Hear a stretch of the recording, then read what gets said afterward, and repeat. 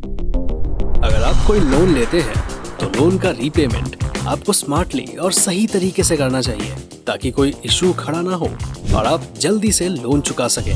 तो हेलो दोस्तों, नमस्कार। मैं राज पटेल स्वागत करता हूं आपका एक बार फिर से आपके अपने चैनल श्रीजी एंश्योर पर। और आज की वीडियो में मैं स्टेप बाय स्टेप बताऊंगा कि आपको लोन का रीपेमेंट कैसे करना है। लेकिन उससे पहले अगर आपने अभी तक हमारे चैनल को सब्सक्राइब नहीं किया है तो प्लीज श्रीजी एंश्योर को सब्सक्राइब कीजिए और इंश्योर कीजिए कि फाइनेंस, इन्वेस्टमेंट, इंश्योरेंस और ऐसे ही इन्फॉर्मेटिव वीडियोस हमेशा आपको मिलते रहे और आप फाइनेंशियल अवेयरनेस की तरफ अपने छोटे छोटे कदम बढ़ा सकें, क्योंकि छोटे छोटे कदमों से ही तो एक बड़ा इम्पैक्ट क्रिएट होता है।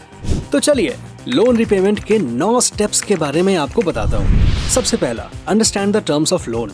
तो सबसे पहले आपको जो करना है वो है अपनी loan interest rate, loan repayment schedule और किसी भी एप्लीकेबल फीस को समझना। Number 2, create a budget. आपको एक बजट बनाना होगा और इस बजट में लोन रिपेमेंट अमाउंट को इंक्लूड करना होगा। इसका फायदा ये होगा कि आप अपने फाइनेंस का मैनेजमेंट प्रॉपरली कर पाएंगे। Number 3, set up payments. आपको पेमेंट मेथड और शेड्यूल तय करना होगा।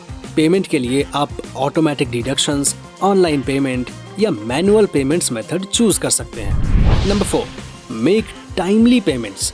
हमेशा ये कोशिश करें कि आप अपने लोन का पेमेंट टाइमली करें, क्योंकि अगर आप लोन के रीपेमेंट में डिले करते हैं तो इसमें आपको एडिशनल फीस पे करना पड़ सकता है, जो आप बिल्कुल नहीं चाहेंगे। Number 5, extra payment. अगर आप चाहते हैं कि आपका लोन जल्दी चुकाया जाए और इंटरेस्ट सेव हो तो आपको एक्स्ट्रा पेमेंट यानी कि लोन का प्री पेमेंट करना होगा। और प्री पेमेंट के लिए आप मंथली EMI अमाउंट बढ़ा सकते हैं, या अगर किसी सोर्स से आपको कुछ एक्स्ट्रा अर्निंग होती है तो आप उस अमाउंट का यूज कभी भी लोन का प्री पेमेंट करने के लिए कर सकते हैं। Number 6, keep records.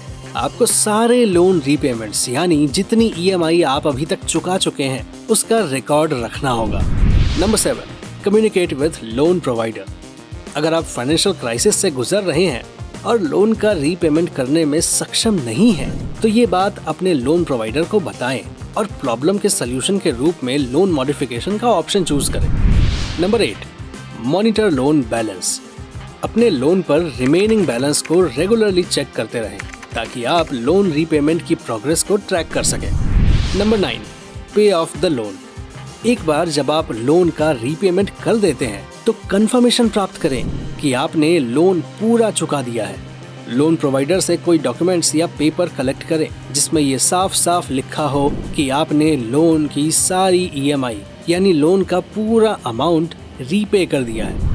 तो दोस्तों, मैं उम्मीद करता हूँ कि वीडियो आपको इन्फॉर्मेटिव लगी होगी, पसंद आई होगी। और अगर आपको वीडियो पसंद आई है तो प्लीज वीडियो को लाइक कीजिए और अवेयरनेस बढ़ाने के लिए जितना ज्यादा हो सके इस वीडियो को शेयर कीजिए। और अगर आपके पास कोई सुझाव, शिकायत या सवाल है तो आइए कमेंट सेक्शन में बातें करते हैं। साथ ही साथ आप हमारे चैनल श्रीजी एंश्योर को भी सब्सक्राइब कीजिए और बेल आइकन को दबाइए ताकि आप फाइनेंस, इन्वेस्टमेंट, इंश्योरेंस और ऐसे ही रिलेटेड वीडियोस कभी मिस ना करें।